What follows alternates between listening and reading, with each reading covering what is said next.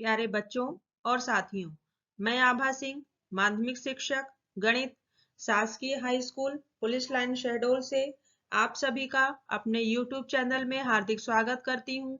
साथियों, आज हम बात कर रहे हैं कक्षा 10वीं के गणित विषय के अध्याय 6 त्रिभुज के वस्तुनिष्ठ प्रश्नों के बारे में। इस वीडियो में उन सभी प्रश्नों को शामिल करने की कोशिश की गई है जो अक्सर परीक्षा में पूछे जाते हैं या जिनके परीक्षा में आने की संभावना होती है। तो आइए शुरू करते हैं। पहला प्रश्न है, यदि त्रिभुज ABC समरूप त्रिभुज PQR तथा AB अनुपात PQ बराबर 4/5, तब दोनों त्रिभुजों के क्षेत्रफलों में अनुपात होगा। हम जानते हैं कि समरूप त्रिभुजों के क्षेत्रफलों का अनुपात उनकी भुजाओं के वर्गों के अनुपात के बराबर होता है, इसलिए यहाँ पे 4/5 का वर्ग हो जाएगा और इसका उत्तर होगा 16/25। अगला प्रश्न है, 6 सेंटीमीटर, 8 सेंटीमीटर व 10 सेंटीमीटर भुजाओं वाला त्रिभुज का प्रकार क्या होगा? तो यह भुजाएं जो है समकोण त्रिभुज की भुजाएं हैं, क्योंकि पाइथागोरस प्रमेय से अगर हम इसे सॉल्व करेंगे तो यह समकोण त्रिभुज की भुजाएं प्राप्त होंगी। अगला प्रश्न है, सभी सर्वांगसम बहुभुज क्या होते हैं? तो इसका उत्तर होगा सभी सर्वांगसम बहुभुज समरूप होते हैं। अगला प्रश्न है, समरूप त्रिभुज की संगत भुजाएं कैसी होती हैं? रिक्त स्थान है, तो समरूप त्रिभुज की संगत भुजाएं आनुपातिक होती हैं। अगला है, यदि कोई रेखा किसी त्रिभुज की दो भुजाओं को समान अनुपात में विभाजित करती है तो वह तीसरी भुजा के क्या होती है? तो यहाँ पे उत्तर आएगा समांतर। अगला प्रश्न है, सभी वृत्त क्या होते हैं? तो सभी वृत्त समरूप होते हैं। अगला प्रश्न है, सभी वर्ग क्या होते हैं? तो सभी वर्ग भी समरूप होते हैं। प्रश्न है अगला, प्रत्येक सर्वांगसम आकृति क्या होती है? तो इसका उत्तर होगा प्रत्येक सर्वांगसम आकृति समरूप होती है। नेक्स्ट क्वेश्चन, समरूप त्रिभुजों के संगत कोण क्या होते हैं? तो समरूप त्रिभुजों के संगत कोण आपस में बराबर होते हैं। अगला प्रश्न है, समकोण त्रिभुज का क्षेत्रफल कितना होता है? तो समकोण त्रिभुज का क्षेत्रफल 1/2 आधार गुणे ऊंचाई। यदि दो त्रिभुजों की संगत भुजाएं आनुपातिक हों तो वे त्रिभुज क्या होते हैं? तो इसका उत्तर होगा कि यदि दो त्रिभुजों की संगत भुजाएं आनुपातिक हों तो वे त्रिभुज भी समरूप होते हैं। अगला प्रश्न है, यदि दो त्रिभुजों के संगत कोण बराबर हों तो वे त्रिभुज क्या कहलाते हैं? तो इसका उत्तर होगा समरूप त्रिभुज। यदि दो त्रिभुजों के संगत कोण बराबर हों तो त्रिभुज समरूप त्रिभुज कहलाते हैं। अगला प्रश्न है, थेल्स प्रमेय क्या है? थेल्स प्रमेय इसी को आधारभूत आनुपातिकता प्रमेय भी कहा जाता है। तो इसका कथन हमें यहाँ पे देना है। तो इसका उत्तर होगा, यदि किसी त्रिभुज की एक भुजा के समांतर एक रेखा खींची जाए तो ये अन्य दो भुजाओं को प्रतिच्छेद बिंदु पर समान अनुपात में विभाजित करती है। ये कथन थेल्स कथन के नाम से मशहूर है, क्योंकि यह थेल्स नामक एक गणितज्ञ थे जिन्होंने यह कथन प्रतिपादित किया था।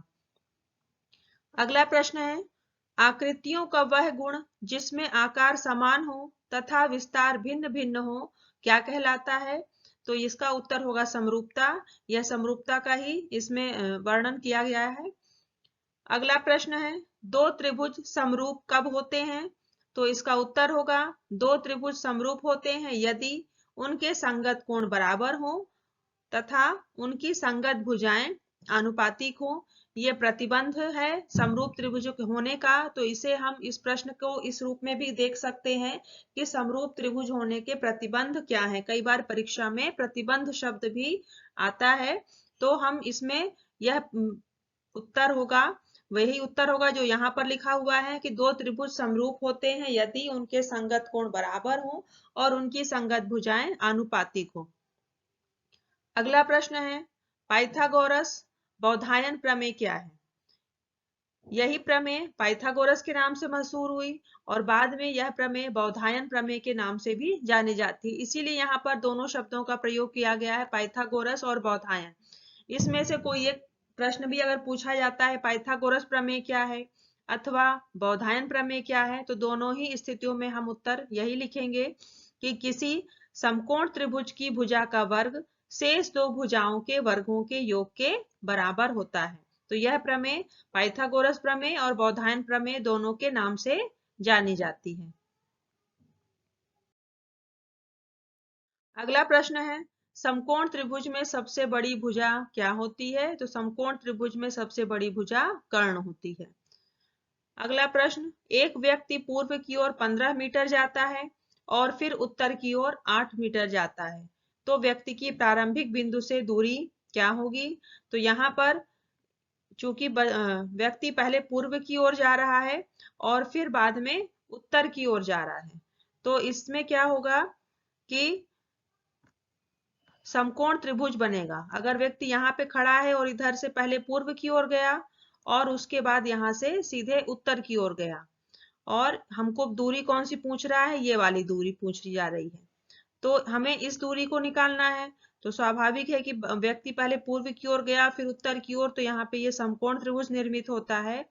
तो पाइथागोरस प्रमेय का यहाँ पर यूज करेंगे और पाइथागोरस प्रमेय के आधार पर हम इस सूत्र का में मान रख करके इसको हल करेंगे, तो कर्ण का मान आएगा 17 मीटर। अगला प्रश्न है, समरूपता के लिए आवश्यक प्रतिबंध क्या है? तो समरूपता के लिए आवश्यक प्रतिबंध है कोण कोण समरूपता, कोण कोण कोण समरूपता। अगला है कोण कोण समरूपता और तीसरा है भुजा कोण भुजा समरूपता। समरूपता के लिए 3 प्रतिबंध हैं टोटल, और ये तीनों प्रतिबंध हमें याद रखना है, क्योंकि परीक्षा में यदि पूछा जाता है कि समरूपता के लिए आवश्यक प्रतिबंध क्या है, तो हमें यह उत्तर में देना होगा। तो साथियों, इस वीडियो में कोशिश की गई है कि इस चैप्टर के जितने भी वस्तुनिष्ठ प्रश्नों की परीक्षा में आने की उम्मीद होती है उनको शामिल किया गया है। उम्मीद है कि आप सभी इनको अपनी कॉपी में नोट करेंगे और परीक्षा की दृष्टि के हिसाब से इसको याद करेंगे और अच्छे से तैयारी करेंगे। मिलते हैं फिर अगले वीडियो में, तब तक के लिए धन्यवाद। Take care.